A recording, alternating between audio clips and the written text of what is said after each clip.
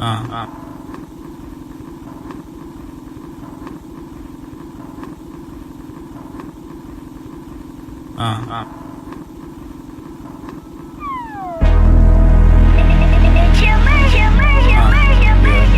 survival, survival.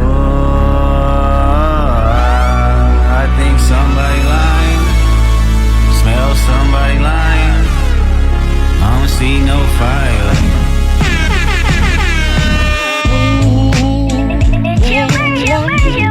Off-white Sunseeker, had the marina. Fuck a phantom, I like to buy yachts when I get the fever. Wine cooler, spill on my white t-shirt, the sightseer. Trifecta, money, morals, and culture. That's my leisure, my visa. Passport tatted, that's your hub in Ibiza. Luke Cali's dwellings in Brooklyn just to book me some pizza. Who can reach us? Only God can teleport this type of freedom. God, my confession is yours.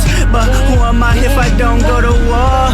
There's opportunity when living with loss. I discover myself when I fall short. Raise my hands to a falling sky. I fantasize me jumping planets, immortalized. I correspond. 3 angels watching me all the time. Put my children to sleep with a prayer, then close my eyes. Definition of peace. Tell me who gon' stop me? I come from love and still cover my heart, then open me up. Remember when picked up a pen, lyrics that I can trust. Timid soul staring in the mirror, asking where I was from often. I know this type of power has gonna cost, but I live in circadian rhythms of a shooting star. The mannerisms of Raphael, I can hear when they give you art, but the industry's cooked as I pick the carcass apart. Yeah, somebody's lying. I can see the vibes from that. You look in compromise. Bruh. It's getting crazy out here. It's getting crazy out here, y'all. Oh, let me adjust things, because I had to just hurry up and start. I had to hurry up and just start for the simple fact that literally, as I was about to hit the go live button, a Aubrey Graham has struck again. Drake has struck a fucking again and has dropped Family Matters. Literally, as I was about to hit the goddamn button to start this shit, this nigga drops Family Matters. And I'm like, really? Really? And then as I'm listening to it, I'm like, you niggas is making me work. You niggas making me work. I like it though. I like it. All right, so real quick, thank you all for tuning in. This is Live from the Spot Podcast. I'm your host with the motherfucking most chill motherfucking Murray. Thank y'all for tuning in or not tuning in. Y'all know how we do and how we rock. So, Kendrick. We gotta do it. I guess we gotta do this, like I said, quick as possible. Shit's just moving. Shit's just moving. And this is still gonna be a 2-parter. That's the thing. But Drake now is about to be a damn 3 to a 4-parter, because he done added on to he basically has added a lot of fuel to the fire with this Family Matters drop.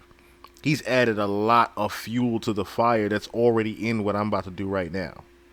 So he's pretty much put a lot of confirmation in all the shit that I'm putting out right now with the Family Matters record. So your drinks, your popcorn, your blunts ready. We're going to be here for a little second. Not too long. Because like I said, I have to get my ass up tomorrow. And so I still got to, do my 1-2 and get the Drake video out now. It's, like I said, these niggas is moving fast. These niggas is moving fast. And I love it. I love where hip hop is at right now. I love it. We talking about rap again. Even though the world's coming to an end, and Donald Trump is about to become president again. If you niggas ain't paid attention to that shit, Donald Trump is leading ahead in Biden. But Donald Trump is going to be the last president anyway. I've been said that shit. But anyway, so without further ado, let us get into the Kendrick diss one more time. We're going to play it in its entirety, and we're going to go through the lyrics on the second time around, because there's a couple of things that we need to get into.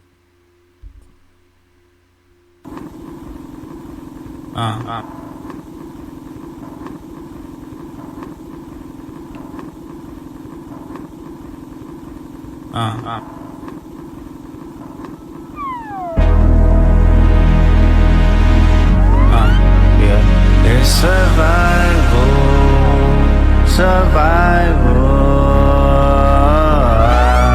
I think somebody lying, smell somebody lying. I don't see no fire.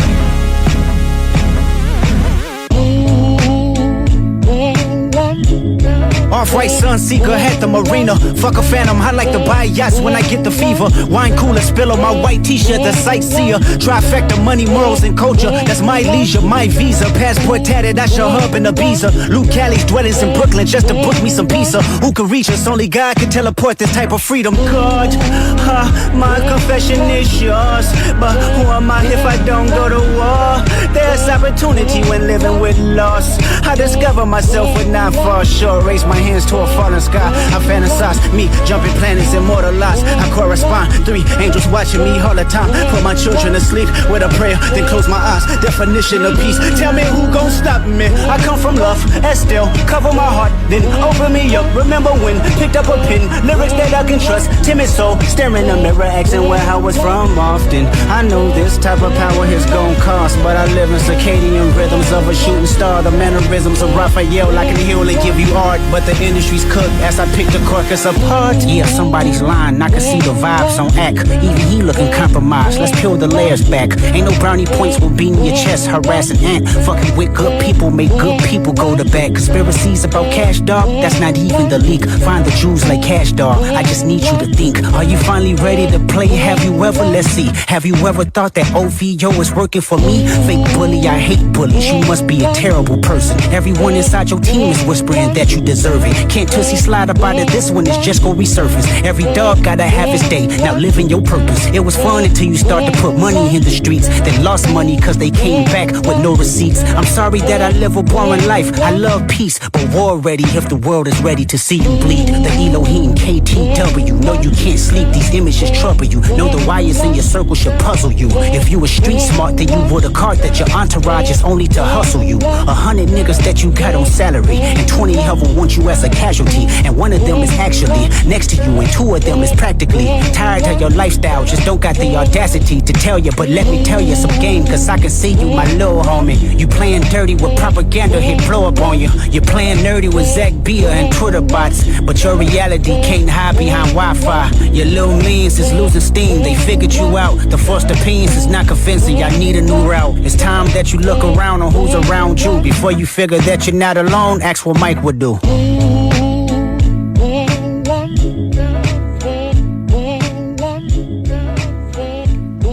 Okay.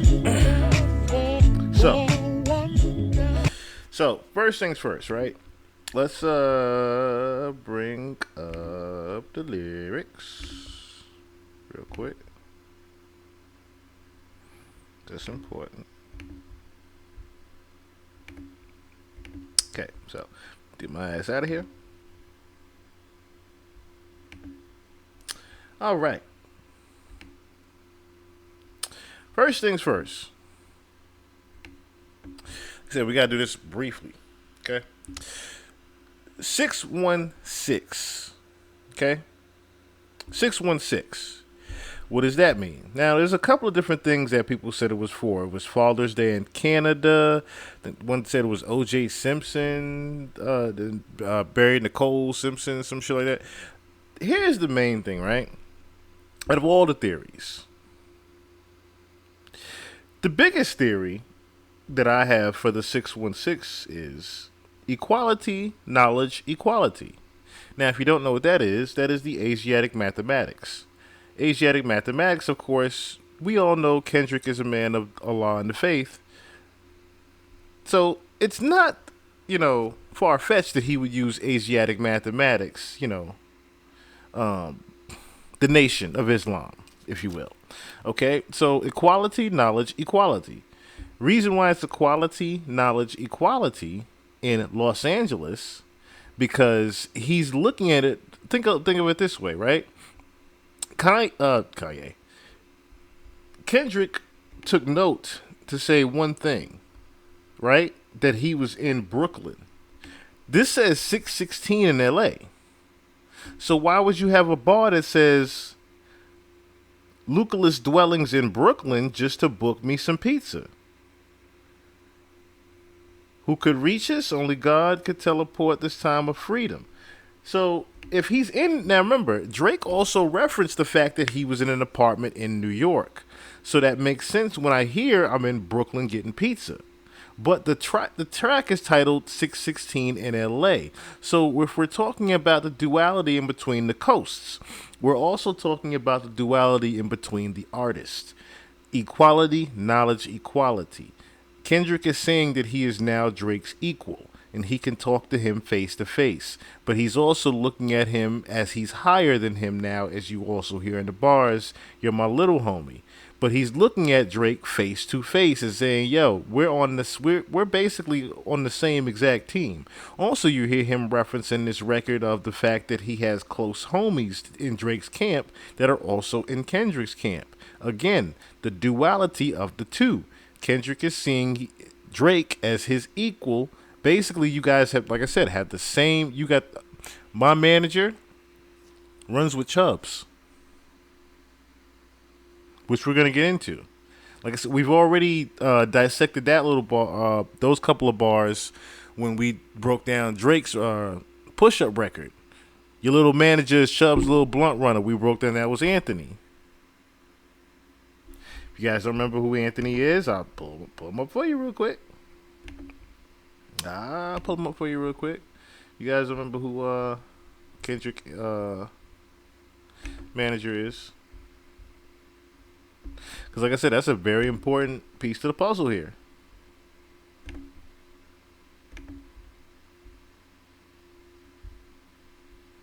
If I can bring it up.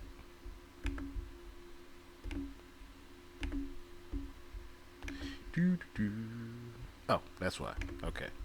Duh.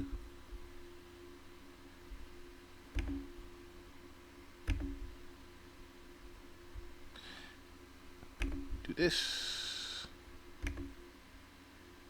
Here we go. Like I said, this is Kendrick Lamar's manager, Anthony. Now, for better context, where's his name at? Let me just show y'all his name real quick.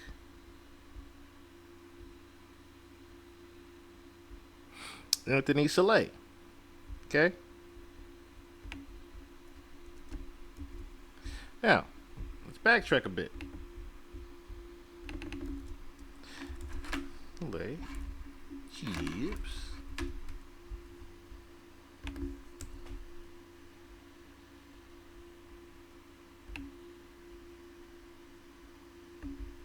Oop.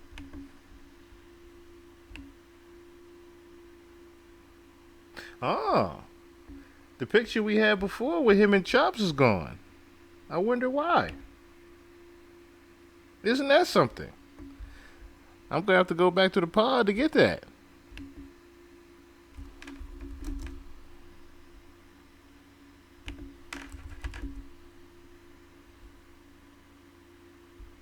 Oh, looks like we're gonna have to go back to the pod to get that, huh?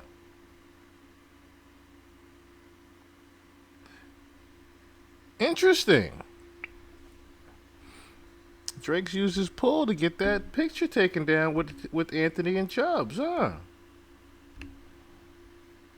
Isn't that something? I'm glad I looked that up then. I'm glad I looked that up. All right, anyway. Moving along then. Let's get back to the bar real quick. So, let's get back to the bars. So, we've broken down, okay, the meaning of 616. Also, the Maybach glove. I also wanted to reference that. So, the Maybach glove, I actually looked up what that was.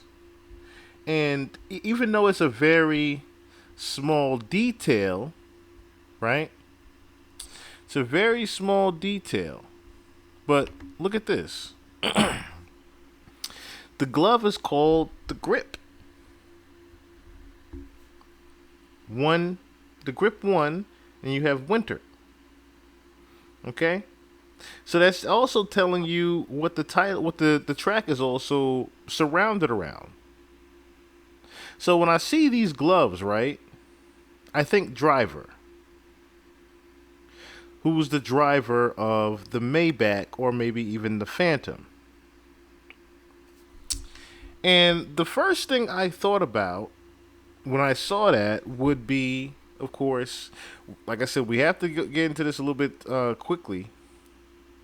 Is who is Kendrick talking about is the driver in Drake's camp that he's close to?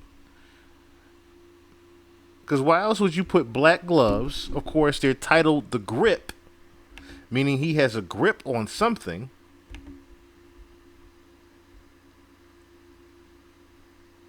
Very interesting play on words with just the title and the cover. So like I said, now that we've broken that down, right? 616 is equality, knowledge, equality. Kendrick has knowledge that he's Drake's equal and has knowledge of all the people that is in his camp. On top of, he's giving a clue with driver gloves. So whoever is the driver for Drake is who he is hinting at. So, let us move forward now with the lyrics again.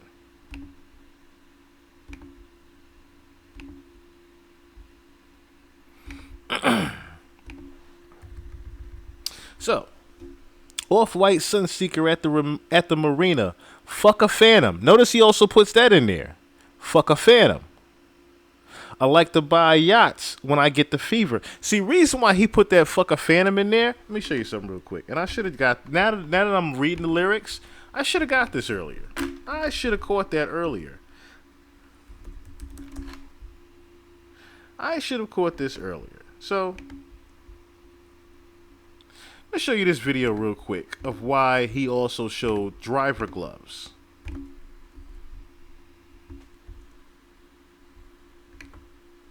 You know what? We're about to go YouTube style. We're about to go YouTube style with this one. So, look at this.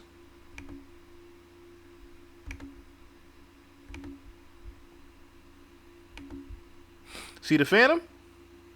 This is Drake and OVO Nico back in 2007. So, I don't know. This is the Phantom that they used to ride around in So Far Gone days. Did it just stop?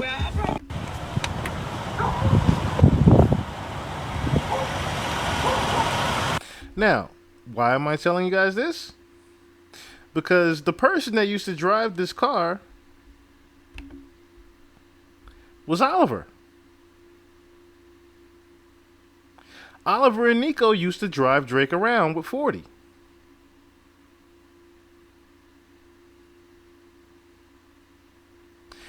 That's the key thing that Kendrick is talking about. He's subliminally giving you clues of who he's actually talking about in his camp. Oliver is one of the people that he is talking about in this record. Now, let's move forward with some more hints and clues that he's also talking about Oliver and some other people that are in Drake's camp.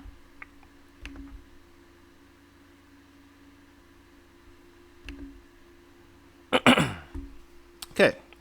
Fuck a phantom. I like to buy yachts when I get the fever. Wine cooler spill on my white t-shirt. The sightseer. Trifecta. Remember that. Trifecta right here is a double entendre. Not just money, morals, and culture. Trifecta is he's talking about the triangle that's around Drake that he doesn't see. Trifecta, money, morals, and culture. That's my leisure. My visa, passport tatted. I show up in Ibiza.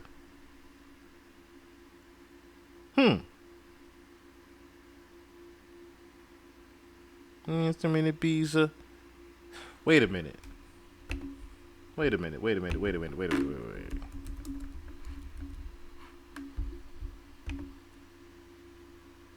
Once in the on Once in These Drake rapped about Ibiza.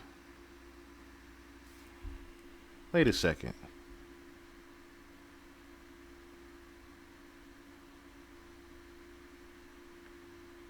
He mentioned something with money in Ibiza. Okay, here it is. Yeah, I probably should go to yeshiva. We went to Ibiza. Yeah, I probably should go link with Yeezy.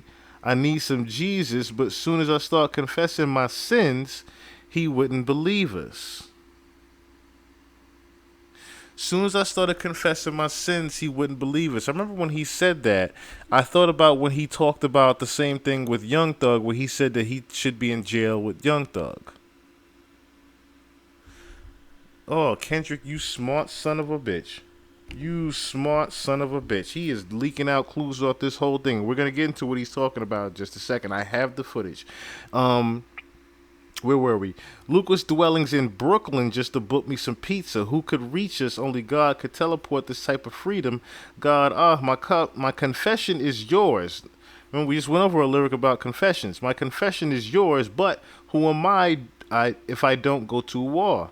There's opportunity when living with loss.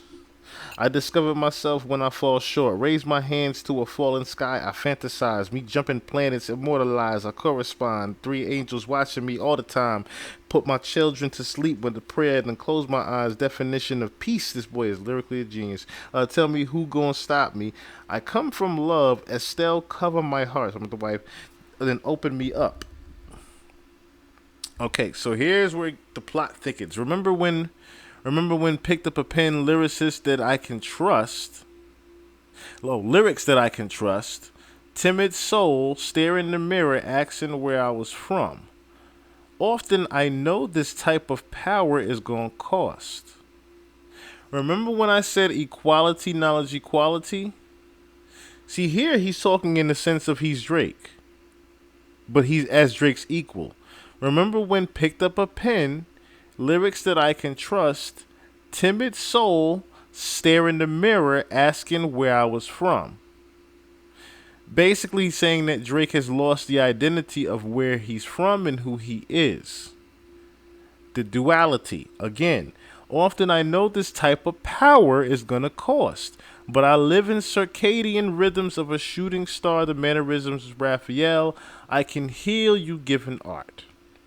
But the industries, we don't have to get into the deep meanings of circadian rhythms, which, of course, they have a great breakdown of a circadian rhythm as a human body is the human body's inherent 24-hour sleeping cycle that dictates when and how long a person sleeps, shooting stars, comets, so on and so forth. And then you have, of course, the mannerisms of Raphael. Of course, the second Raphael is the archangel associated with Christianity, Judaism, and Islam, and is traditionally associated with healing. So remember what I said before about the meaning of 616. You see right there and there, fucking Islam. Okay. Anyway, but the industry's cooked as I picked up Caucus apart. So here's where, like I should about to get deep now. So yeah, somebody's lying. I can see the vibes on Ack. Even he looking compromised. Let's peel the layers back. So I don't want to dive too far into that because it can only be, like I said, it's only assumptions. But the only thing I can think about with the whole even he look compromised part is the fact that Ack has been championing Drake so much. That's really all it is. He's just been championing Drake a lot. And Kendrick is basically just playing with Ack's mind, I think. I think there are little things that Kendrick might be hinting at also in reference to the Drake just liking younger girls thing. Not necessarily Ack liking underage women, but just the Drake liking younger girls part. Reason why is because he also adds, let's peel the layers back. And, of course, Ack has had a history with a lot of... even going live with a lot of his younger females that he's been dating that, you know, haven't had a turn for the good for him. It's if anything, it's been a turn for the worse every single time for him. Moving along on the Ack line. Even he looked comprised. Oh, ain't no brownie points for beating your chest, harassing Ant. Ant, of course, is Anthony Saleh because he put the... Drake put up the meme basically of Anthony Saleh before Kendrick had originally dropped Euphoria, he kept trolling him, saying, "Is today gonna be the day? Today gonna be the day?" He put up a picture of Anthony twice on his Instagram. Of course, like I said, Anthony is supposed to be running with Chubbs. So, fucking with good people make good people go to bat. Conspiracies about Cash Dog, that's not even the leak. Find the jewels like Cash Doll. I just need you to think. We're going to stop right here because from the rest of these lyrics on, and I do mean the rest of these lyrics on, what I'm about to show you guys is going to crack open the code of why Cash Doll was mentioned. Find the jewels like Cash Doll. I just need you to think. Now, when I Googled Cash Doll and Drake, the only thing that came up was an Instagram picture of her on the Summer 16 tour. The funny thing was, Cash Doll herself had tweeted earlier and said she didn't understand why she was even mentioned. But get this. So, Cash Doll, y'all, this is from Cash Doll's Instagram itself. Y'all know this man DM'd me and asked me to open up for him at one of the worst times of my life. Stuck in a bad contract, and I did it. It was the highest paid hip-hop tour of all times, and I was a part of it. Summer 16 tour. I'll always appreciate you. Thank you, Drizzy Champagne Poppy. Now, the biggest thing that you have to think about is the Summer 16 tour. Here's where a lot of you are saying, huh? What? Where? What does the Summer 16 tour have to do with this? The Summer 16 tour, or should I say, the Summer 16 record, is what Kendrick is also referring to. Allow me to introduce you guys, or reintroduce you, to someone that Drake was heavily close to and mentioned, named Mo G.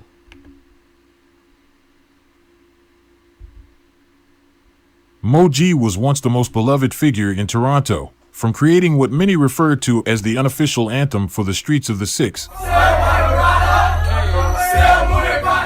to working with the likes of Drake at just 18 years old. He was destined for greatness. He had the bars, the charisma, and the connections, but no more than 5 years after entering the scene, he self-destructed. On today's episode of Tales of Toronto, we're going to take a closer look at Mo G's meteoric rise to stardom and analyze what caused the downward spiral of his once promising career.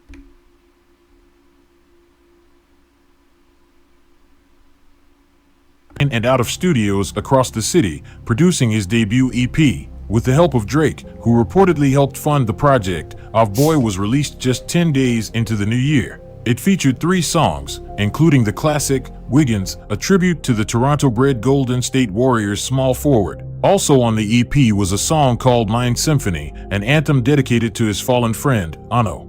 Come off this fucking earth. When you died, I was sitting on the curb. Couldn't breathe, couldn't feel a nerve. Seeing 80 cruisers swerve, hearing birds chirp. That sound of name and you get murked. Even with all that's begun to manifest for Mo G, his life and his thoughts all seem to pivot on Ano, and more specifically on Ano's death. Mo G didn't manifest any of this by being prayerful. He never thought Drake would co-sign him or that his best friend would die. All of the variables in Mo G's life and career trajectory were out of his control. We've seen many rappers come before him, just as eccentric and dynamic, but their stars tend to dim and fade out. Perhaps what sets Mo G apart is all his grief, all his heart. A little over 2 weeks after releasing his debut EP, Mo G would receive yet another shout out from the boy, but this time he was direct. Crazy with the dance moves, Mo G with the dance moves, Ad Boy with the dance moves, Jimi Hendrix. January 30th, 2016, Drake would name drop Mo G on Summer 16, a single that was reported to be on his upcoming album,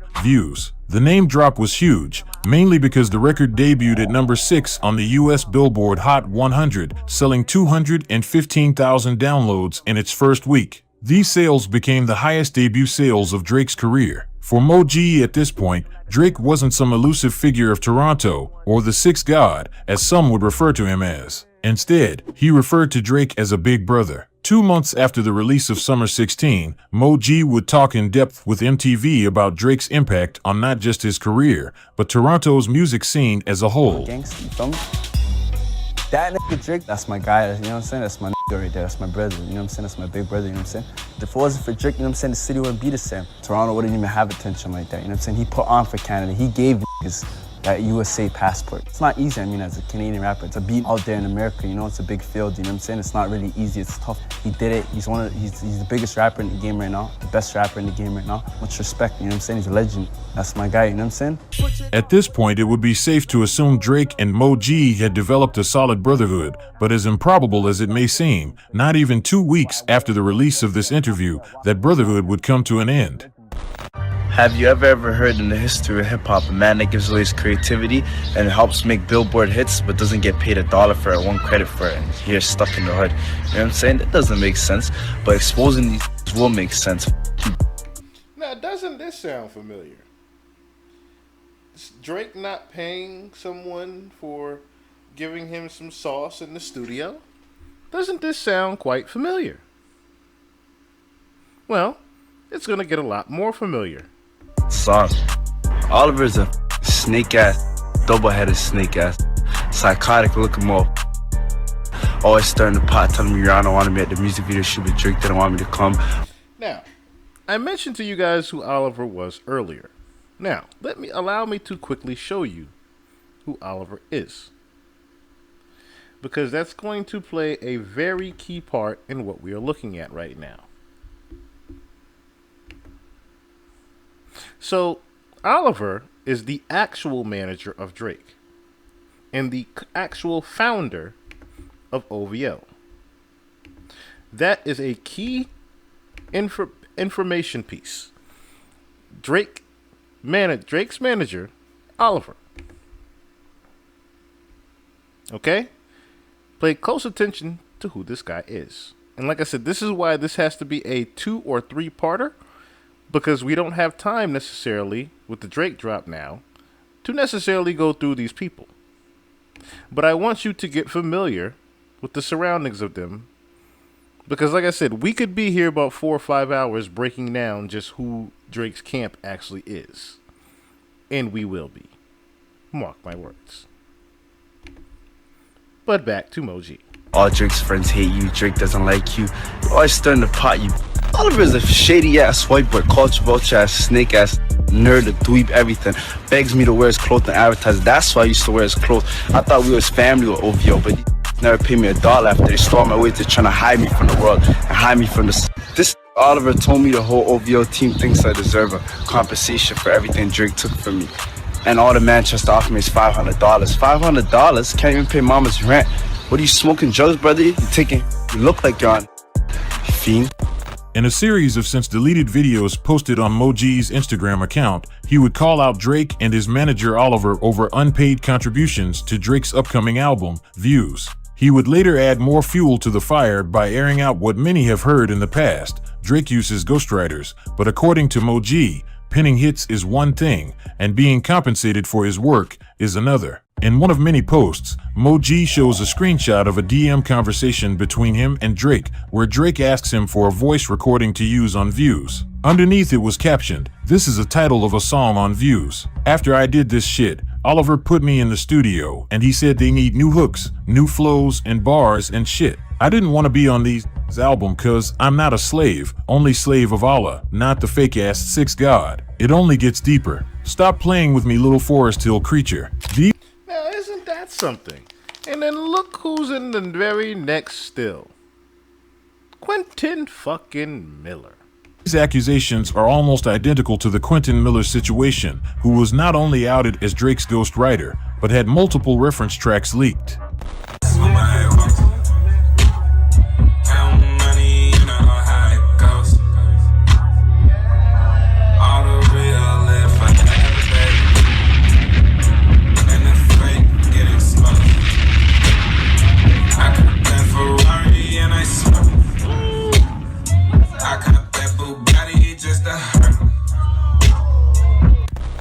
The ordeal sent shockwaves throughout the music industry, and even though he ended the rant off by saying he would have kept quiet if he was properly compensated, Mo G outing Drake and his team in such a manner was the wrong move for so many reasons. Not only was he burning bridges for himself and others, but he became enemy number one to the wrong person. You see, leading up to this altercation, Drake was already in hot water after being involved in a string of violent incidents. It started in 2014 when two groupies on Instagram accused Drake of threatening them. One of the women stated Drake sent thugs from his entourage to her apartment and they threatened her for speaking out about having sex with him, while the other woman filed a police report stating Drake had threatened her for posting pictures of designer bags that he purchased for her. A few months after that, rapper and songwriter Quentin Miller was outed as Drake's ghostwriter, which turned into a bitter public dispute with Meek Mill, who called out Drake publicly on Twitter. According to Quentin Miller, Meek caught him at a Nike store in Beverly Hills shortly after the Twitter dispute and wanted confirmation about the ghostwriting allegations. When Meek didn't get the answers he wanted, he went on the attack. Later that same year, Detail, a prominent music producer, was offered the elusive gig as Drake's executive producer. Known for creating hits like How to Love by Lil Wayne and Beyoncé's Drunk in Love, which earned him his first Grammy, it's easy to see why you would want this guy on your team, but in order to work with a more diverse clientele, Detail declined the offer. Drake didn't handle the rejection well. According to TMZ, who first uncovered the incident, Drake allegedly invited Detail to a meeting at his home in Cali to work on a new project after their monster collab on Nothing was the Same. When Detail showed up at around 2 in the morning, he says it was the rapper's right-hand man, Chubbs, who greeted him instead. Chubbs ambushed Detail, and during the alleged beatdown, which Detail insisted was set up by Drake, Chubbs supposedly yelled, "I will beat all your asses, including your bitches. I don't give a f***. I will hit you again. Do you think Drake is soft? Do you think Drake's a punk?" Detail received a broken jaw and multiple other injuries that required surgery following the run-in. He says he was so badly hurt he couldn't work for a year. He asked Drake repeatedly, and in vain, to cover his medical expenses. When Drake refused, the beaten producers sued 2 years after the incident, but the lawsuit was thrown out when Detail was arrested by the Los Angeles County Sheriff's Department and charged with 5 women and assaulting another. He is currently being held on bail of $6.3 million. Drake and the OVO goons weren't to be played with, but apparently Mo G didn't get the memo, because not even a week after his initial posts went viral, he continued berating the rapper and his team on Instagram. This time he took it a step further by leaking an unreleased song. Just to let the world know, I never got paid no 12 grand. For the record, I'm not signed to OVO, and all my real fans have been rocking with me from day one. Check the history. I always delete all my posts, and I deleted it because I got bigger info coming to you right now. As Too much talking these days.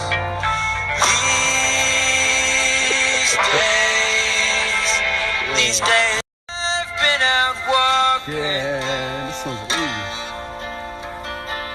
I don't do that much talking. With the entire situation unraveling on social media for the world to see, Drake would reply to Mo G with just a single Instagram post, simply captioned, "The bright lights are supposed to inspire you, not fry your brain." This would be the only time Drake would acknowledge Mo G. Well, publicly that is. After calling out Drake last week, Mo G posted a picture suggesting he was the target of a violent assault at the hands of OVO. April 1st, 2016, a graphic photo of Mo G's swollen and bloodied face would be uploaded to his Instagram. It was captioned, "When you speak from your heart, this is what happens, #dirty society, #dirty industry." The post went viral instantly, with numerous media outlets covering the situation, and with it being uploaded on April Fool's Day, many assumed it was a prank, but it wasn't, this was real. Across the border, the incident basically turned into a meme, with many influencers taking the opportunity to clown the bloodied rapper. Rapper turned podcaster Joe Budden was one of them. He tweeted, "I love that Mo G with the dance moves line a lot more. Before I actually saw Mo G, I ain't wanna move like Mo G after that." As this was happening, people were speculating the OVO Defense League were directly involved in the brazen assault. Now, that may seem obvious to most, but within the streets of the Screwface capital, there were whispers suggesting Halal Gang orchestrated the attack. There are several points backing this claim. First, Mo.G never directly accused Drake or OVO of jumping him. Second, a week before he was jumped, Mo.G unfollowed all Halal Gang members and associates on Instagram, and they reciprocated the energy. Moments later, Smoke Dawg posted a photo of Halal Gang linked up with OVO, but cropped out of the picture was Mo.G. It was captioned, "Ain't shit changed, but the weather, de real no, #HGang." To further add fuel to the fire, Smoke Dawg tweeted then deleted the following. "Nick need to stop begging for attention now. It's getting ridiculous, #shaking my head." After receiving backlash for the tweet, with some going as far as saying he was turning his back on his friend, Smoke Dawg would attempt to clear the air by tweeting, "LOL, Mo.G my we ain't beefing, laughing emoji, stupid people." He followed this up by calling academics a slur after he posted a few videos covering the altercation. Now, this could have all been one big coincidence. Regardless, Mo.G still wasn't fazed. The day after revealing he had been jumped, Mo.G would capitalize on the mass attention it garnered by dropping the music video for his hit song, Wiggins. Do whatever you feel, do whatever you want. I'll be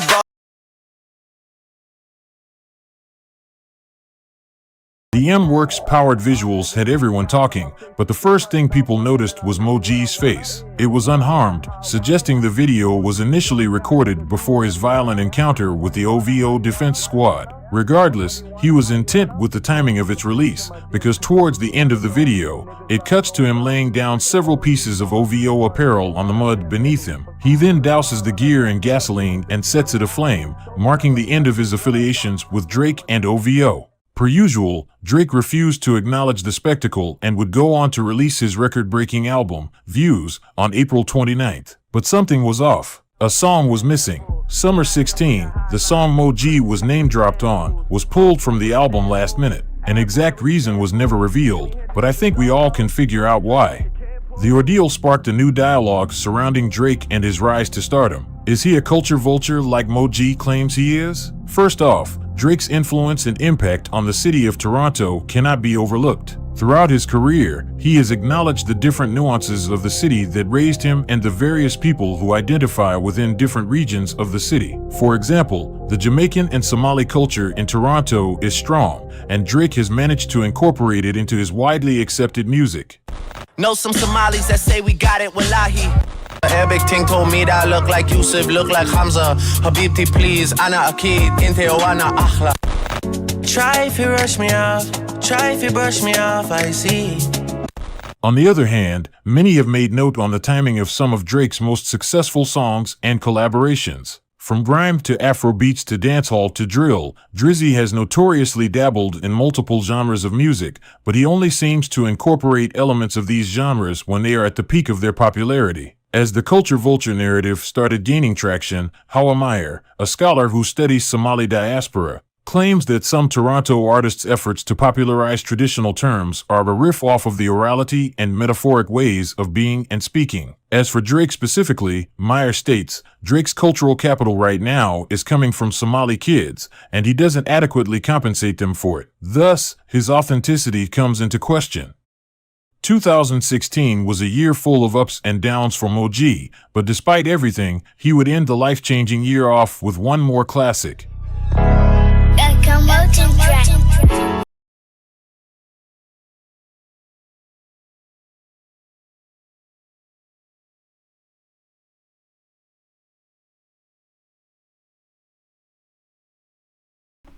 So, I had to mute this part, of course, because of the music, but we're about to now get into a very key part also. So, we've already broke down what the Summer 16 reference is with Cash Doll, but there's also another key thing in here that Drake had something to do with, that has something to do with this young gentleman. Many of those he once called family against him. He also references the term Moon Hafakins, an Arabic word whose literal meaning is hypocrite. In the context of the song, however, the term is being used to refer to backstabbers or sellouts. In a play of words, he is most likely aiming the diss towards his former crew, reminding them of the Akira and warning others about the Moon Hafakins. The progression of Moji's career would begin to decline after the release of Akira Mode, but what really put the nail in the coffin was when his sister unexpectedly passed away at the beginning of the new year. It was widely speculated she unalived herself, but this was never confirmed. Understandably, this took a toll on Moji. He would delete all of his past projects and remain inactive on all socials for nearly 2 years after her death. Fans soon began theorizing he had not only officially called it quits on the rap game, but severed ties with his Regent Park brothers. That narrative, however, was quickly shut down after pictures of them linked up in the UK for Drake's Boy Meets World tour surfaced around spring. Now, I'm pausing it here because I want you to remember that key person on the bottom, Smoke Dogg. Remember, Moji has just, and I mean just, he's burned OVO shit. He's dissed Drake publicly. Done all this shit, right? But he's on tour, on Drake's tour, with his buddy Smoke Dogg. The reason why he's on the tour is because of Smoke Dogg. Reason why Smoke Dogg is there, let me show y'all something real quick.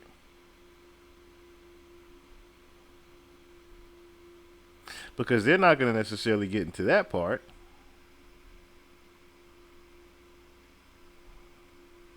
But let me show y'all who Smoke Dogg is to Drizzy. See, the funny thing is, when you Google Moji's death, which Moji isn't dead, you get Smoke Dogg.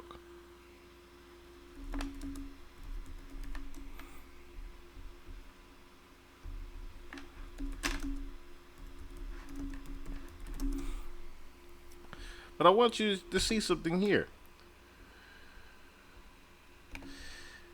In reference to Mr. Smoke Dogg.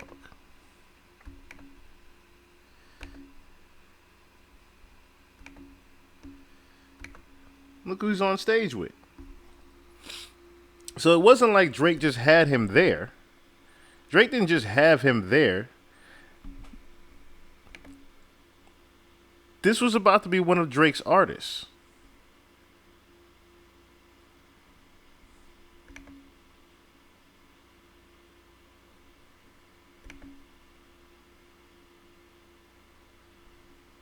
As you can see here. He was pretty much OVO XO. See the October's very own hoodie?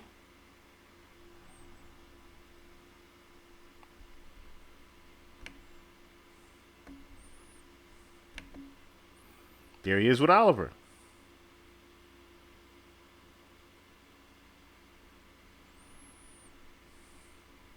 Now, let us continue with what happens to Smoke Dogg, if you don't already know. 2017. Then on December 9th, in collaboration with Puffy L's, Moji would make his return to the rap scene with the hit Black Rabba. And when we pull up in the city, they like, whoa. Moji's back, dropped a new track, they like, whoa.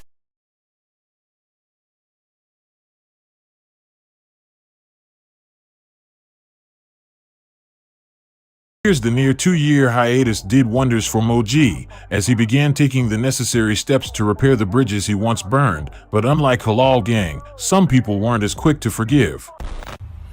In this industry, I'll tell you, none of these people, none of you guys, any of you guys in this industry, none of you guys tell the truth. That's the truth about the industry.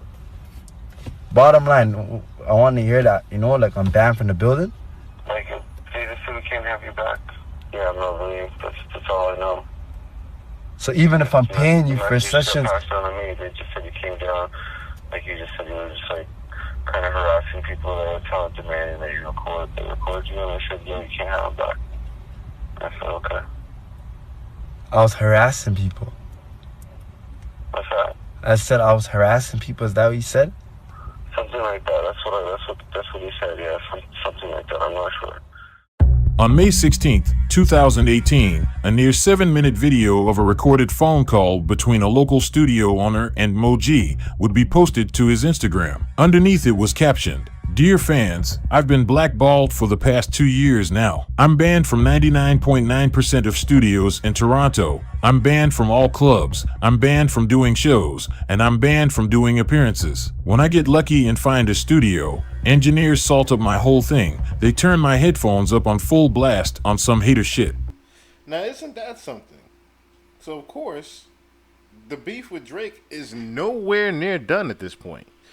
And we just seen him on tour with Drake. Well, not on tour with Drake, but we seen him on tour with Smoke Dogg.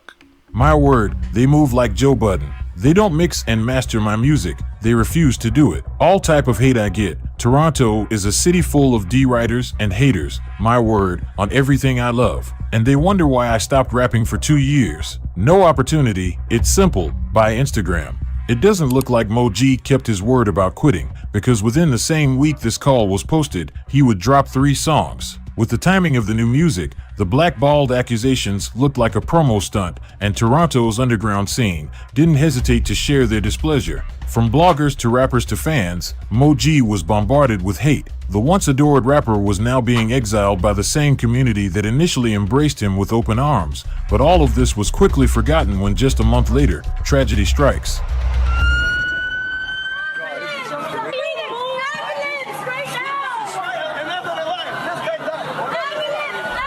Sirens blaring, an ambulance rushes through this crowded strip at the same time that a woman is pleading for one. She has just seen a body on the ground. The scene too graphic to show, but it was what so many people on Queen West saw with their own eyes yesterday after a triple shooting that killed 2. The horrific video has been making the rounds on social media, friends identifying the man as Javante Smart, better known as Smoke Dogg, an up-and-coming hip-hop artist, remembered as a bright young man with a beautiful personality. Smoke Dogg's unexpected death left an everlasting impact on the city's rap scene. New alliances, and especially rivalries, were formed, but for Mo G it was deeper than rap. In a series of since-deleted Instagram posts and stories, he would pour his heart out for his fallen friend, telling Smokey he loved him and promising he would never perform their hit song again.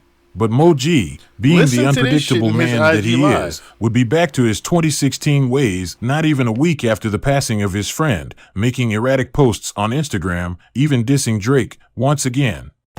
What the fuck did this nigga talking about? A nigga like me, I don't own Apple Music, I don't own Tidal, I don't own Spotify, I don't own none of that shit. Nigga like me from the hood, I don't got none of them platforms on my phone. But I just heard somebody in the spot playing Drake's album. I heard the nigga say, all pop mollies, my mollies pop niggas. I am a cream of the crop nigga. You niggas pop mollies. My mollies pop niggas. What mollies you talking about, bro? Where these mollies at that be popping niggas? I don't know what the hell this nigga be talking about. About his molly pops nigga. I never seen Drake with no mollies. I think I'm the only molly I seen him with before. That's the whole crazy thing about it. You know what I'm saying? I don't hate him. I don't like him. I don't love him. But he wants to see us all against each other. His dream is to see us all get dusted. Youths from his end to get dusted. Because he wants to eliminate us. And he wants us to eliminate each other, put us all against each other. Instead of uplifting us and bringing us all together, he likes us to go against one another. So he can eliminate us and get rid of the competition. So he can keep himself a big throne, a delusional throne. So he can win, so he can be the king on the stone. But guess what? I'ma always speak the truth regardless.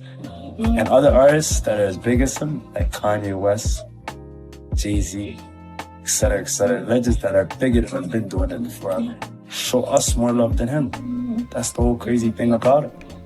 So I'm rocking with Kanye on this one. So isn't that something? Isn't that something? And in regard to Smoke Dogg, so in closing of Mo G, of course, I just want to say the fact that Drake took it upon himself to take Mo G's sauce and not give him any credit for it. And then, of course, the Molly reference There's a confirmed that he doesn't really have any bodies around him. It's clear to me that the culture vulture reference does have some type of merit to it now. Because that's something that's been going on for almost a decade now.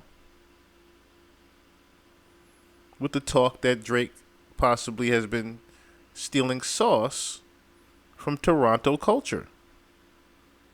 Not necessarily Toronto culture, but the inner city culture that he didn't necessarily grow up around. These are people that he befriended when he got famous and decided to use the inspiration of the city. That's kind of what it could be viewed as. Drake could view it as, if I'm playing devil's advocate, Drake could have viewed it as, okay, I'm just taking inspiration from the city and using it as my own. They view it as them stealing. Now, in reference to Smoke Dogg, the weirdest thing about the Smoke Dogg situation, again, this is supposed to be Drake's boy, right? Smoke Dogg. His new signee, his new artist. Do you remember that top 5 guy I showed you? Let me just refresh your memory on who top 5 is. What's his label called? I don't know. All day Let me refresh everyone's memory right now. Who top 5? Oh man, the demon from Toronto is. Buddy, academics, we love you out here. Let me tell you about something. But you're always gassing up the horse. The horse? No, come on. I don't got no. Yo, top 5. What's going on, brother? Which horse? brother, why do you think I'm out here? Brother, if you look, you gotta put. Hold on, you gotta put me in what the real Toronto is, bro. Yo, because I'm looking online and all of a sudden I see Chromita. She got a song. She dissing Meg. She moving around. She looking. Yeah, she's blessed. Let me tell you something. Yeah, she's good, but Megan doesn't even fucking know her. Oh, you think Megan Thee Stallion knows Chromita? Megan Thee Stallion doesn't even fucking know me. I'm just being real. I'm just being fucking real. Meg might want to crow Messi. Meg wants to fuck me. Oh, shit. So, wait, hold on. I like Megan Thee Stallion. All right, so you say I'm looking at the wrong artist in Toronto now. You want to know who to look in Toronto? Talk to me, brother. Flipper. But that was my big dog. They just arrested him for 2 bodies. What? You hear this guy? They freed up his little bro. His little bro. You hear this guy? Basically just talking about crimes on live like it's nothing.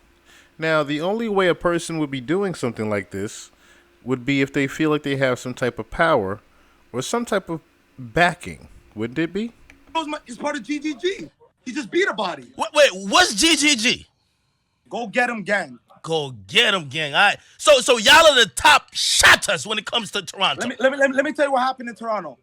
Bugs, you know Bugs, right? Yeah. He got a Legos. Oh, crying. Whoa. Crying. No, whoa. There's a next rapper named Snoopy. You could go on YouTube. I took his chain in the mall. You took his chain? And I told him I'm going to take it in 14 days on live. And I got it on the 9th day. Oh, man, on the 9th day of Christmas. Jesus. There's an artist named, what artist that got shot? Yo, you terrorizing the city.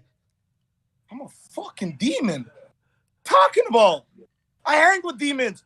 Flipper just got caught with 2 bodies. He's going to beat it, innocent. My homie just beat a body, Century, GGG. Y'all got some good lawyers. We all just beat bodies. They don't have evidence on us. You know what I mean? Yeah, no witnesses, right? Of course. You heard that. We all beating bodies even with the evidence on us. How is that happening? Yo, okay.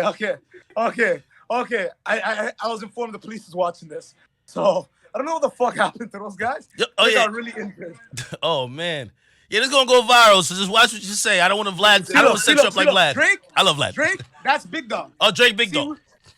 Big Dog. That's Big Dog. See, if somebody that doesn't like Drake comes to the city, we're taking care of that. You know what I mean? Yeah. So we're wait. Picking up. Drake has shouted you out before. That's how some people knew you. That's Big Bro. So he saw every night text message. He saw you moving in the city and he saw you working and he gave you a shout out. No, just that I knew him before the rap shit. Like I used to see him here and there. You know what I mean? And then now it's a love right now. It's like I'm a shooter basically. Yeah. So you the I'm Drake's streets. shooter. You're the streets. Yeah, I'm Drake's shooter. Oh shit. Said it loud and I'm not lying proud. to anybody. Disrespect Drake, I'm shooting you. Damn. Okay. Said it loud and proudly. Shit. We're demons. You like that? Eh? Everybody got We're to. demons. So the G. So remember when I told you guys that whole "to your demon get chipped by a throwaway" line was in reference to the group Top 5 runs with, not fucking Future. For some of y'all that thought it was in reference to Future and the girl. None of this shit was about Future and the girl. Why would Kendrick even mention something about Future if he's dissing Drake? Kendrick's whole entire angle at Drake has been about dismantling his inner circle. So that line was never to mention Future or the girlfriend at all. That line was specifically at the demons in Top 5. Now, why did I play Top 5?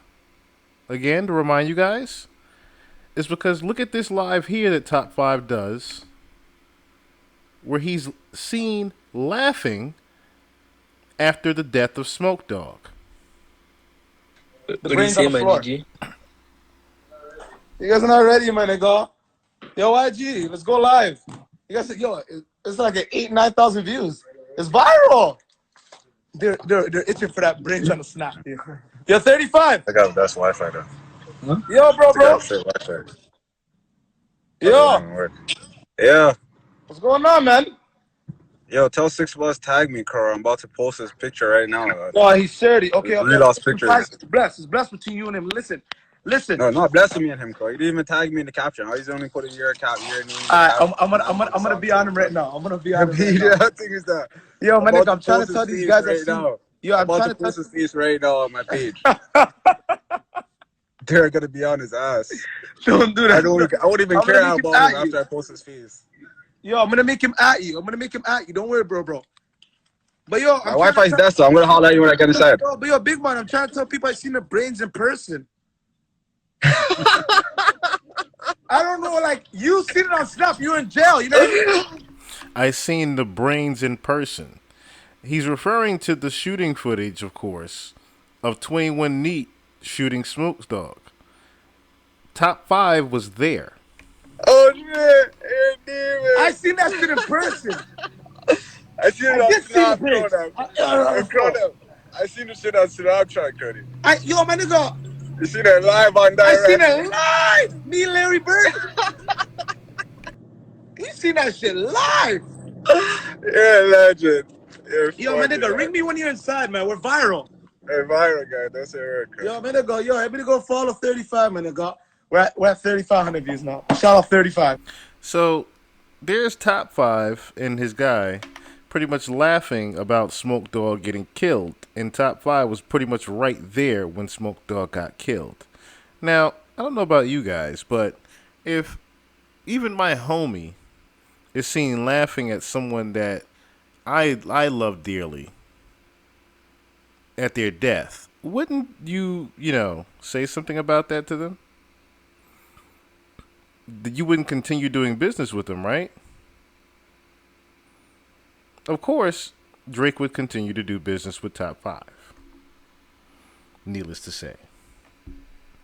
Now, that we have gotten that out of the way,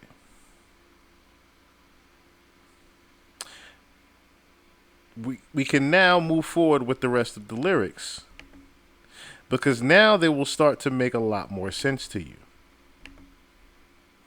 as we continue to read along with them.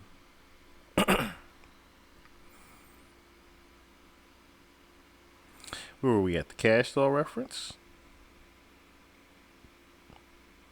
Find the jewels like Cash Doll. I just need you to think. We thought. Are you finally ready to play? Have you ever? Let's see. Have you ever thought that OVO is working for me? Fake bully. I hate bullies. You must be a terrible person. Everyone inside your team is whispering that you deserve it. Can't Tusi slide up out of this one? It's just going to resurface. Now, Tusi, which I wish we had more time, and why this is going to be a two-parter. Tusi slide was actually in reference to something completely different. And people actually had broken that down. Let's see if I can...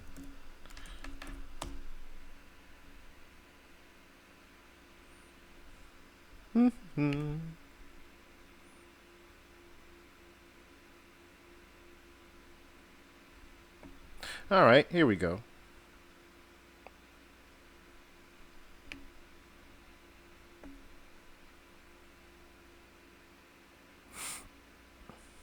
So, let's see if we can get the picture right here. So, do you guys remember when Drake did the video for the 2C slide?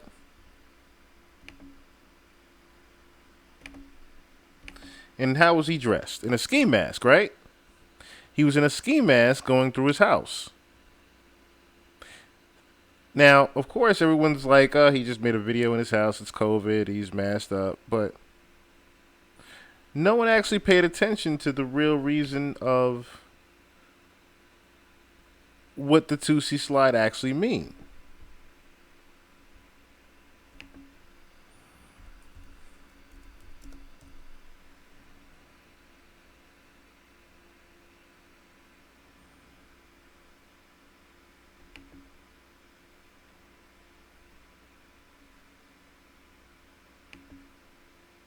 So I got a confession to make. I reacted to this one and I missed. No, I could dance like Michael Jackson. Now, I can't play the song, of course.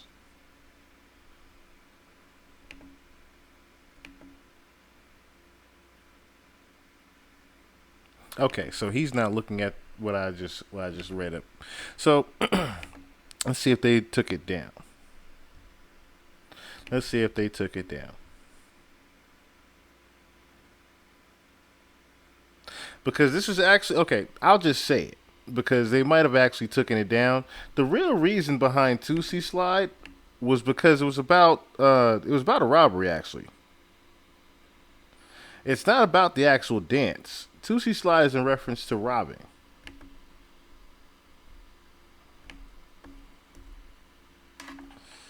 Let me see if I can.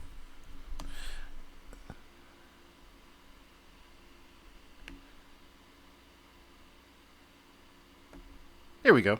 That's what I was looking for. As you can see, 2C Slide is a song about Drake getting the niggas that robbed him killed. That's what I was actually trying to figure out. That's what I was actually trying to find for you guys. See? Drake appears to reference the 2009 robbery on the Dark Lane demo tapes. Remember the cover?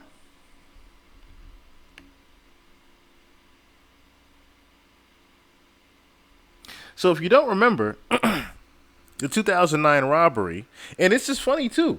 So it gets deeper. Now that we're thinking about it, you can't 2C slide your way up out of this one. So being that Kendrick referenced the 2C slide, and it's actually in reference to the robbery in 2009 with Drake. That's what I was trying to find for you guys. 2C slide was about him getting the get back on the people that robbed him, which would have been Sizzlack. Sizzlack was the actual guy that had robbed Drake back in the day. Now, what does Sizzlack have to do with this?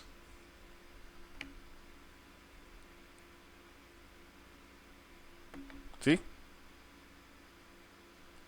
Kendrick was taunting Drake for getting robbed the whole time, even in the last record. See, Sizzlack filmed the last music video. Now, what Sizzlack has to do with this? Sizzlack was filmed in front of, as we saw in the last podcast, Sizzlack was filmed in front of New Ho King.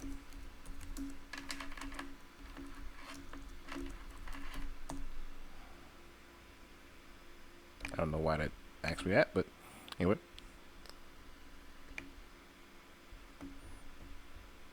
Not sure why it asked me that. Anyway. Well, there's a lot more pictures than that. But as you can see the picture here that I was actually looking for, of the video of Mr. Sizzlack going into New Ho King.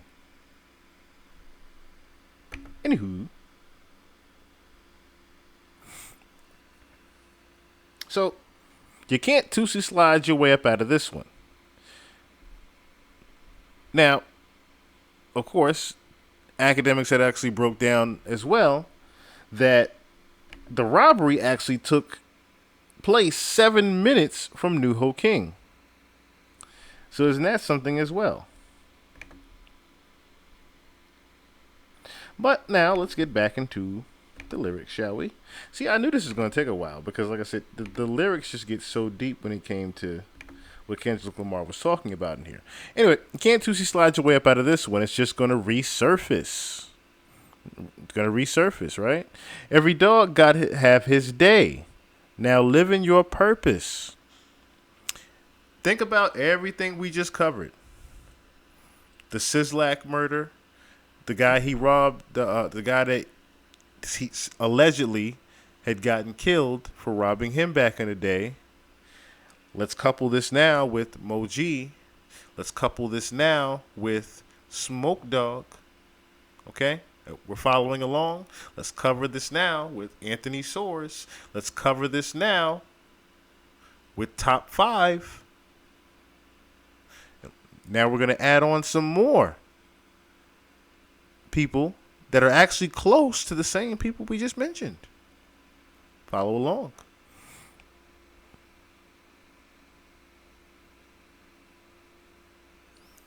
Let's go right. Let's start from where we left off at. It's going to resurface. Every dog got to have his day. Now living your purpose. It was fun until you started to put money in the streets. Then lost money because they came back with no receipts. What he mean by that? I had actually looked up 2016 murders in Toronto. And lo and behold, look what we find here.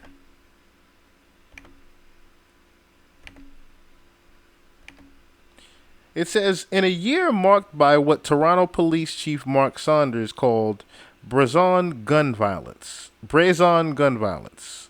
the city's homicide department is now dealing with more than 30 unsolved murders in 2016 alone. Canada's largest city has seen 69 homicides so far this year, a 25% increase from 2015, and the highest number of homicides in Toronto since 2008. Ironically, guess who got signed and got big 2 years later? The homicide unit currently has 18 unsolved murders from 2015, and this year they are dealing with close to double that number. These are all the unsolved murders. Some of them, anyway. Of course, you can see it's not all 30, but.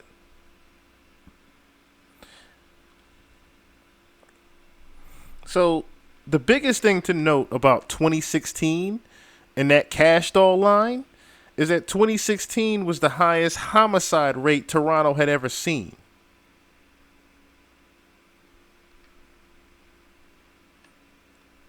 Which Kendrick is allegedly alluding someone possibly paid for.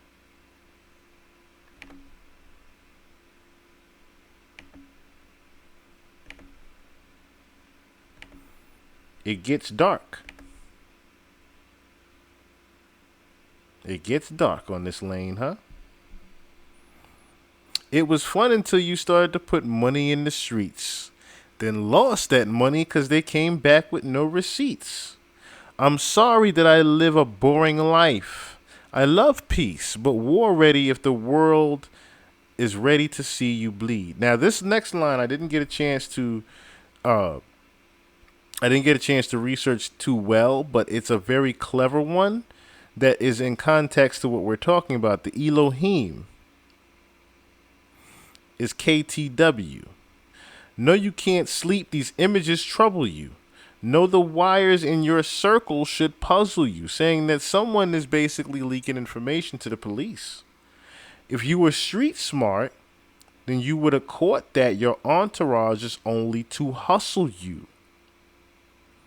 100 niggas that you got on salary, and 25 of them want you as a casualty. One of them is actually next to you. That one of you that's next to you could either be referenced to two people. That would be 40 Shabib Noah or Chubbs. Of course, we know who Chubbs is. Chubbs, of course, being close to Ant, the manager of Kendrick. And two of them is practically tired of your lifestyle. Just don't got the audacity to tell you.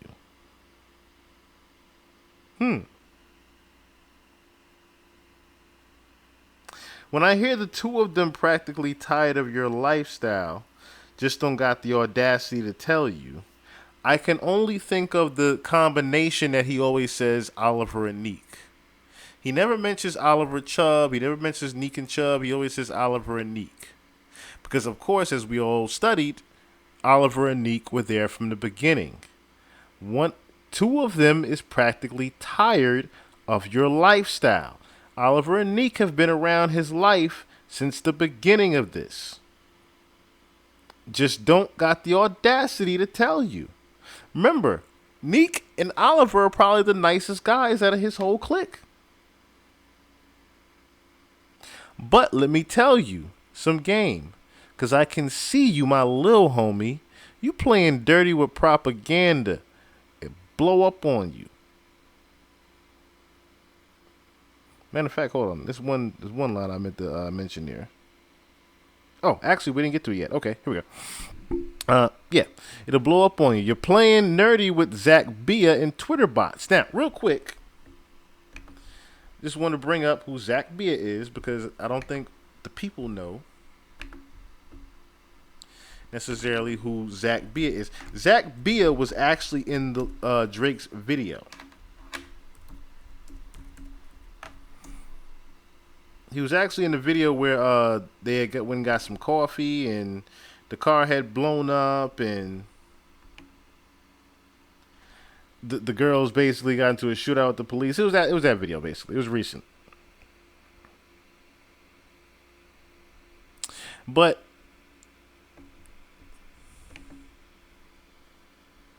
this guy has actually been pretty much linked to Drake recently.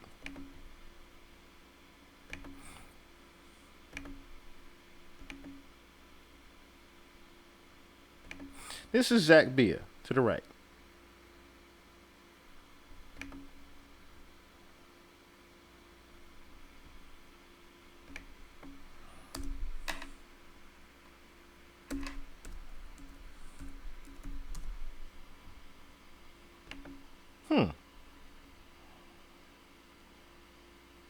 He's the co-founder of Field Trip Recordings.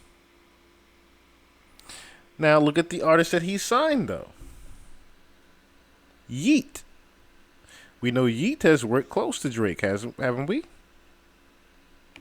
There's an artist named Slump Sixes, ironically, in there. He has an exclusive booking agency.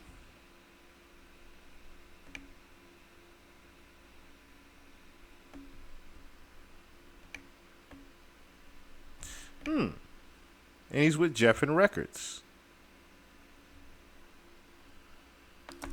So, here's how Kendrick knows about Zach Bia. You just saw Geffen Records, right?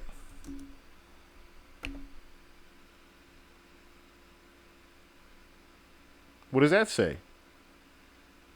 Geffen A&M Records. That's why Kendrick quickly noted, "You're my little homie."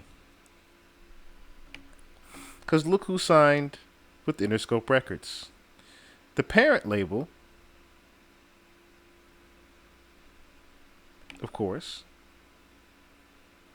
would be Jeffin.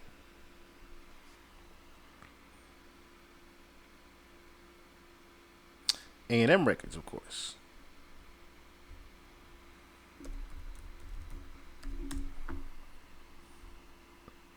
See? Interscope, Jeff, and A&M.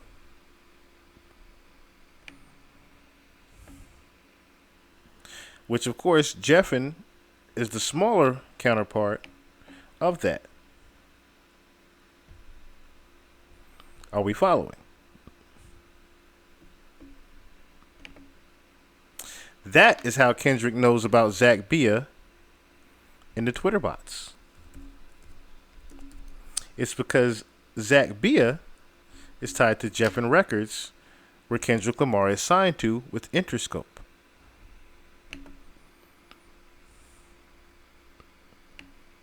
And Twitter didn't waste any time looking into the gentleman with the Twitter bots, did they?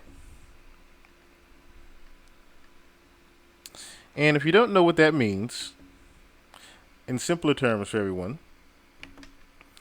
the Twitter bots, basically, when he says you're playing nerdy games with Zach B.l.a. and Twitter bots, what he's trying to say is Drake has basically been boosting his numbers with the Twitter bots. All of his statistics and numbers and his drops and things like that, which would make plenty sense also if you think about Drake's last few drops. They haven't had the Drake impact. And we talked about that before. Even down to ironically, the SZA record. SZA's TDE. SZA is Kendrick's camp. Ironically, you just had a record with SZA. I wonder how Kendrick also knows that your powers are dwindling. Shall we continue?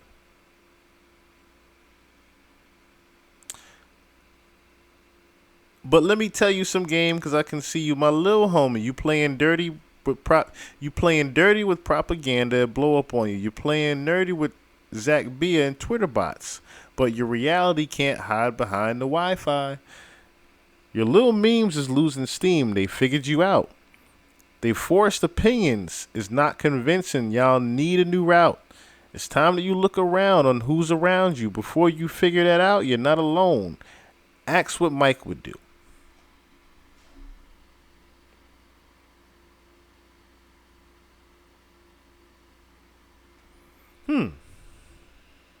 Now, there's one other person that is pretty much tied to Drake in the streets that is also within his camp that Kendrick could possibly know.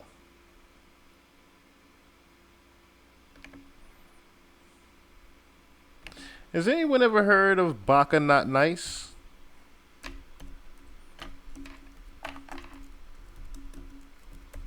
I'm going to show you b.l.a.c Not Nice.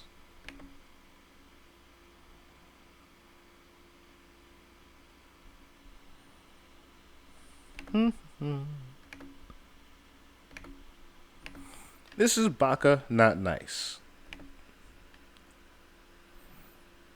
This is him with Drake in the Live Up to My Name video. So I think it's about 15 million views or maybe more. Now, b.l.a.c is signed to OVO.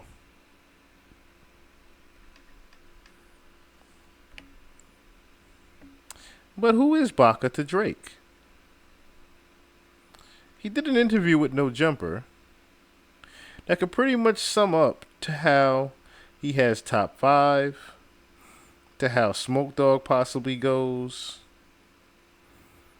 to how that thing happens with Mo G,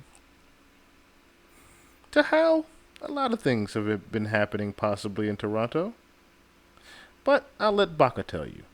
So you get out, and then how do you end up meeting Drake? Like, how long did it take until you get out?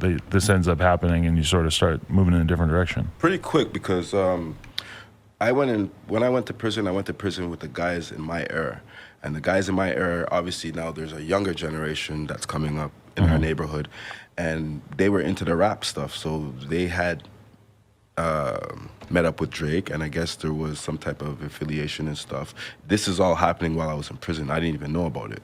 So I get out now, being the OG, not the only OG from my neighborhood, but one of them. Right. And obviously, you know, the younger guys are gonna gravitate to you because they want to learn, obviously, and shit. So we grew together, and they brought Drake around me. Like, I think it was a video shoot that we were shooting. Preem, you know Preem, the artist from Toronto. Yeah, he was shooting a video, and we got shut down in his neighborhood from the cops because we didn't have permits and stuff. So we needed another spot to finish the video, and that spot was my neighborhood. And Drake had a scene in the video where he pulls up in his Maybach, and that's the first time I got to meet him. Right. And from that day till now, we haven't left each other's side. That's crazy. What do you think he saw in you that he seems like the kind of guy who, you know, even if like when he comes to LA, like you've seen scenes of him like that song with Game, and they're really in the hood and shit. And it's like, you know that Drake, regardless of whatever he's actually on, he just appreciates the street side of things and respects it a lot. Is that right? Does. Definitely, because he has friends from the streets. Right. You know, so he's gonna have to. You know, it's always funny when like the news will decide to report on it and be like, look at all these crazy people that Drake surrounds himself, but they can never really put it on him. But like that's basically you right there. You're one of those guys that they want to be like, look at this guy hanging out with. And they did it for so many years, and that's why I appreciate him and love him, because he could have been like, man, this is too much, bro. You got a lot of, you know, let me go this way because right now I'm here, and that might tamper with what I got going on here. But he never turned his back, bro.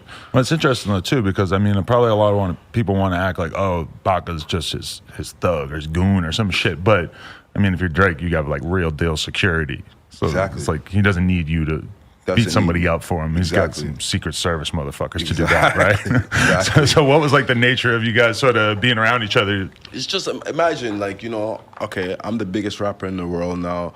I'm going all over the world. I want to have people around me that I grew up with and that I can trust and I know have my best interests at hand. Why am I going to go and hire all these people to be around me that don't know nothing about me? It just wouldn't make sense. Right. You know?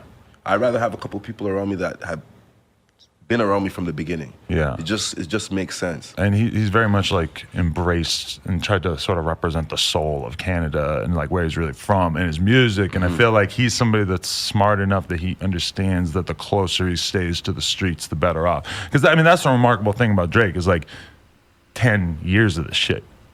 Like everybody's supposed to fall off going strong in 10 years. Going even stronger. Right. It's crazy. You just don't get into that position unless you're strategic, and you know we've seen so many people that their music just essentially becomes sort of like bleached of any sort of interesting shit. And even a lot of the risks that he takes, like, you know, like when you put gigs on an album, you know that a lot of people are not going to get Giggs' flow. Yep, a lot of people but it's an important risk to take. Very, you know, because he sees it, sees it, and he hears it like way before. Okay, so we have to play the rest of that, but ironically, he started to mention Giggs, who's also heavily in the street. But anyway, that is the gist of things. That is the gist of things, and the main ties to Drake in the streets. And ironically, in this next video, from what I've seen before I hit the live, the nigga pretty much confessing and confirming everything we just went the fuck over. Everything that we just went over with New Hope King, top 5 and the shooters, that man pretty much claiming this shit right now. But I'm going to see y'all next time on part motherfucking 2 of this shit. Like I said, I got to get dissecting this Family Matters joint. Because shit about to get real out here. I can see already. From what I done seen that Family Matters video, he done put the Good Kid, Mad City van in there. And he turned the Benz into a hearse. Till next time. It's survival.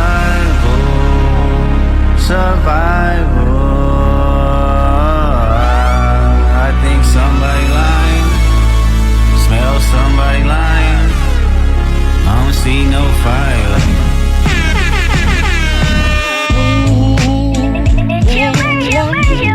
Off-white Sunseeker, had the marina. Fuck a phantom, I like to buy yachts when I get the fever. Wine cooler, spill on my white t-shirt, the sightseer. Trifecta, money, morals, and culture. That's my leisure, my visa. Passport tatted, I shall hub in Ibiza. Luke Cali's dwellings in Brooklyn just to book me some pizza. Who can reach us? Only God can teleport this type of freedom. God, my confession is yours.